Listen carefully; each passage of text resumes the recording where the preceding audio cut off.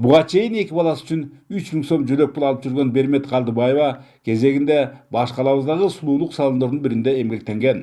Турмуш шартка байланыштуу конуш которуп, Казарман айылына келгенинде жетчирлик өздөштүргөн бул кесибин таштагысы келбеди. Жазган долбоору жактырылып, социалдык контракттын негизинде нактылай 100 000 сом колуна тийди. Жумушуна керектүү жабдуулар өзүндө болгондуктан анын жеке ишкиликке кадам таштоосу дароо шыдыр кетти. 100 000ге баары чогуу келген жок. Улам иштеген сайын кайра алып атам да. Жумуш баштайм дегендер үчүн жакшы эле экен да. Мисалы, акча 100 000ди чогулткучакты, 1 жыл 2 жыл күтүп майда чүйдөлөп чогулткучакты же кредит алып процентин төлөгүчөктү бир алып туруп, аны иштеп 1-2 жылда кайра ошончо көбөйтүп алган туура экен да. Ал эми аталган райондун Көгүрүм айылын мекендеген Гүлнүза Сүйүнова алыскы аймактагыларга анча тааныш эмес, куш канаттарынан куурдак жасайт.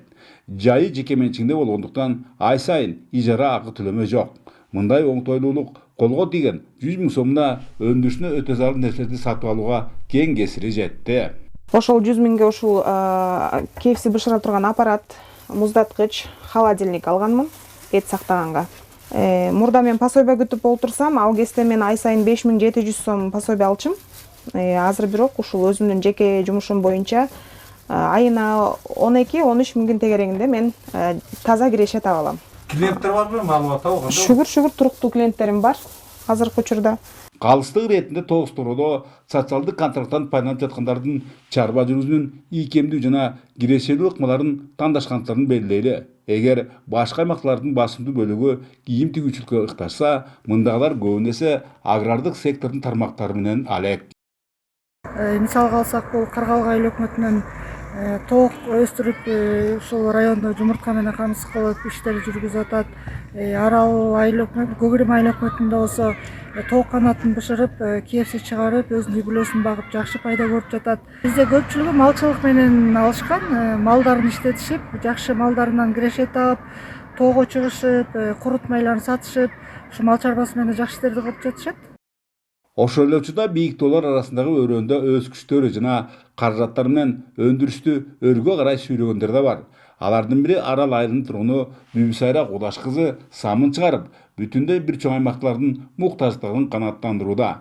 Анын жалпы наркы 4,5 миллион сомдук жабдууларды сатып алууларына чет өлкөлүк инвесторлор көмөк көрсөтүп, элетте туруктуу 4 жумуш орду бар объект кадыресе иштеп жаткан кез.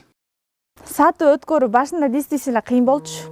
Сатууда биз даже себестоимостуна чыгара албаган учур болгон. Элдин бат эле оозун алынып кеттик.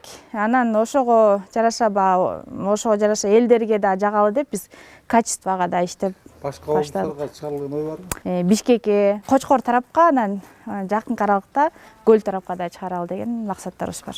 Эгер Тогуз-Тороо районунда алтын кен комбинатын эске алганда ири өнөр жай объекттери жок экендигин көңүлгө түшсөк, жергиликтүүлөр жогорудагыдай өз күчтөрүнө жана аракеттерине таянууга аргасыз.